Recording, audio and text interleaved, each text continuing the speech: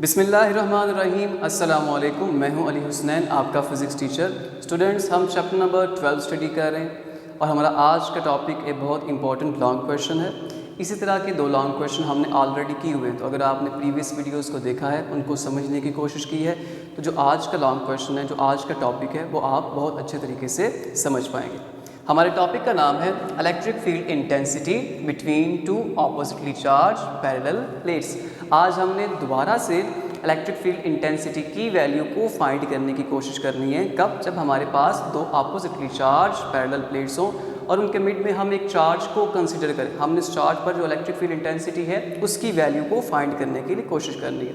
ठीक है, तो सबसे पहले क्या करेंगे भाई, हमें वो 4 स्टेप्स याद होने चाहिए जो हमने बार बार रिपीट किए हैं कि अगर हमें वो याद होंगे तो हम इलेक्ट्रिक फील्ड इंटेंसिटी की वैल्यू को फाइंड कर सकते हैं। सबसे पहले तो हमारी जो डायग्राम है उसमें हमने 2 ऑपोजिटली चार्ज पैरेलल प्लेट्स ली हुई हैं, ठीक है, और ये यूनिफॉर्मली जो इन पे चार्ज है वो यूनिफॉर्मली डिस्ट्रीब्यूटेड है। उसके बाद अगर हम इन प्लेट्स पर या इन प्लेट्स के मिड में अगर कोई चार्ज पड़ा हुआ है उस पर इलेक्ट्रिक फील्ड इंटेंसिटी की वैल्यू को फाइंड करना चाहते हैं, तो सबसे जो फर्स्ट स्टेप हम फॉलो करते हैं वो क्या होता था कि हम एक गॉसियन सरफेस कंसिडर करते थे। आज जो हमने इसके लिए गॉसियन सरफेस कंसिडर करनी है वो एक हॉलो बॉक्स होगी। हमने जो पिछले 2 टॉपिक्स किए हैं उनमें जो हम गॉसियन सरफेस कंसिडर करते थे वो डिफरेंट शेप की थी, ठीक है। तो आज हम इस केस के लिए जो गॉसियन सरफेस कंसिडर कर रहे हैं वो क्या है, वो है एक हॉलो बॉक्स। उसके बाद हमने क्या करना था, फर्स्ट हमारा स्टेप हुआ करता था कि एक गॉसियन सरफेस कंसिडर करनी है और सेकंड में हम फाइंड करते the value of charge. Charge की वैल्यू को फाइंड करने के लिए हम क्या करते हैं भाई, इस गॉसियन सरफेस में कितना चार्ज इनक्लोज है। अब जो हमारे पास चार्ज था वो किसके इक्वल आता था, सरफेस चार्ज डेंसिटी, और ये हमारे पास ए। हमने सरफेस चार्ज डेंसिटी की डेफिनेशन की हुई है। जो सरफेस चार्ज डेंसिटी होती है वो क्या किसके इक्वल होती है कि किसी सरफेस के ऊपर पर यूनिट एरिया कितने चार्जेस एग्जिस्ट करते हैं। तो अगर हम इसको फार्मूला लिखना चाहें, surface density is equal to charge per unit area, कि पर यूनिट कितने चार्जेस मौजूद हैं, ठीक है। तो इस फार्मूले को हम क्या करते हैं, इसको अरेंज करते हैं और इसमें से जो Q की वैल्यू है उसको सेपरेट कर देते हैं। तो हमारे पास चार्ज की वैल्यू आ जाती है Q is equal to sigma and A. हमने 2 चीज़ें कर ली हैं, एक तो हमने सबसे पहले गॉसियन सरफेस कंसिडर की है, उसके बाद हमने जो चार्ज इंक्लोज्ड है उसकी वैल्यू को फाइंड किया। अब हमने क्या फाइंड करना है, अब हमने ये जो साइड्स हैं S1, 2, 3 एंड 4, यहाँ पर जो हमारे पास इलेक्ट्रिक फ्लक्स की वैल्यू होगी उसको फाइंड करने की कोशिश करते हैं। सबसे पहले बात करते हैं flux through sides of the box. ये जो हमारे पास साइड्स हैं, ये वाली S4 एंड S2, ये लोअर साइड है और ये अपर साइड है, इनका सेपरेट फाइंड करेंगे, ठीक है। ये हमारे पास जो S2 और S4 साइड्स हैं, अगर हम यहाँ पर इलेक्ट्रिक फ्लक्स की वैल्यू को फाइंड करने की कोशिश करते हैं तो वो हमारे पास आ जाता है 0। याद रहे कि जब हम इलेक्ट्रिक फ्लक्स को फाइंड करने की बात करते हैं तो उसका फार्मूला क्या होता था, E और A, ठीक है। और यहाँ पर जो हम एंगल की वैल्यू यूज़ करते थे, थीटा की वैल्यू यूज़ करते थे, वो हमारे पास वेक्टर एरिया होता था और वेक्टर एरिया हमेशा सरफेस के परपेंडिकुलर होता था, ठीक है। तो जो इलेक्ट्रिक फील्ड लाइंस हैं वो अपवर्ड से डाउनवर्ड आ रही हैं और अगर हम इस S2 या S4 का यूनिट वेक्टर ड्रॉ करते हैं तो वो किस डायरेक्शन में होगा, इस तरह। इसका कैसे होगा, इस तरह। तो अगर हम इन फील्ड लाइंस और इस वेक्टर एरिया में एंगल की वैल्यू को फाइंड करेंगे तो वो एंगल हमारे पास कितना आ जाएगा, एंगल आ जाएगा 90 डिग्री। और जब हम cos 90 की वैल्यू को फाइंड करते हैं तो वो क्या होती है, वो हमारे पास आ जाती है 0। इसलिए इन 2 साइड्स पर जो हमारे पास इलेक्ट्रिक फ्लक्स होगा उसकी वैल्यू कुछ नहीं होगी, उसकी वैल्यू होगी 0।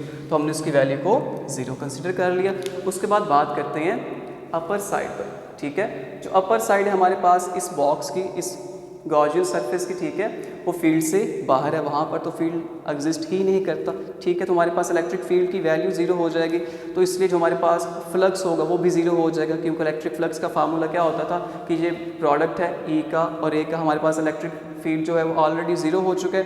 तो इसलिए इस केस में भी हमारे पास जो फ्लक्स होगा, इलेक्ट्रिक फ्लक्स, उसकी वैल्यू क्या आ जाएगी, 0 आ जाएगी।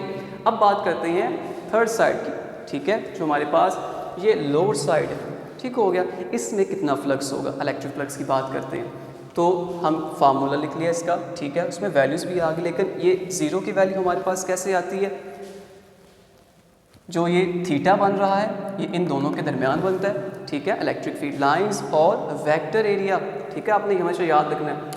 और अगर हम इस साइड का वेक्टर एरिया प्लॉट करें तो उसकी डायरेक्शन ये वाली बनती है।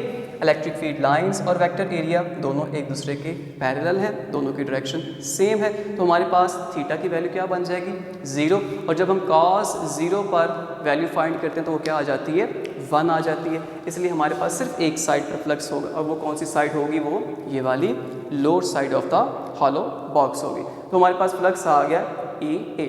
अब हम टोटल फ्लक्स फाइंड करते हैं, तो जो टोटल फ्लक्स था यहाँ पर भी 0 है, इस जगह पर भी 0 है, और सिर्फ हमारे पास ये फ्लक्स है EA, ठीक है।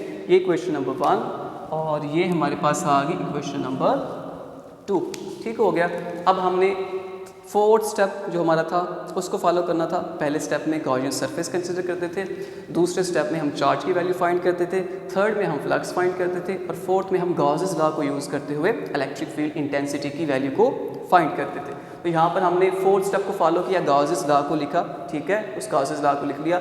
अब जो जो वैल्यूज़ हमारे पास हैं उनको इस वाली इक्वेशन में पुट करते हैं। सो फ्लक्स की वैल्यू हमारे पास EA है, उसको लिख लिया। उसके बाद जो हमारे पास चार्ज है वो हमारे पास है सरफेस चार्ज डेंसिटी, और ये हमारे पास एरिया, तो सेम इनकी वैल्यूज़ पुट की, एरिया के साथ कैंसिल हो गया। हमारे पास इलेक्ट्रिक फील्ड इंटेंसिटी का फार्मूला क्या आ गया, ये वाला फार्मूला आ गया। इसको अरेंज कर देते हैं। सो इलेक्ट्रिक फील्ड इंटेंसिटी कहाँ पर, जब हम फाइंड करना चाहते हैं between two oppositely charge parallel plates, उसका फार्मूला क्या आता है, ये हमारे पास उसका फार्मूला आ गया। और अगर हम इसको वेक्टर की फॉर्म में लिखना चाहते हैं तो ठीक है, साथ में इसका जो यूनिट वेक्टर है उसको भी ऐड कर देंगे। तो ये साथ में हमने इसको यूनिट वेक्टर ऐड कर दिया, तो ये हमारे पास इलेक्ट्रिक फील्ड इंटेंसिटी की वैल्यू आ गई उसकी वेक्टर फॉर्म में। आज हमने क्या सीखा था, आज हमने थर्ड एप्लीकेशन की है, या फिर हमने third time electric field intensity को फाइंड करने की कोशिश की है। और दोबारा रिपीट कर रहा हूँ, ये एक बहुत इंपॉर्टेंट लॉन्ग क्वेश्चन है बोर्ड के लिहाज से, ठीक है। और इससे पहले भी हमने इसके जो 2 केस किए थे, ये तीनों केसेस सिमिलर हैं। अगर आप इन तीनों केसेस में से एक केस को अच्छे से कर लेते हो तो आपको बाकी 2 की भी बहुत अच्छे से समझ आ जाएगी।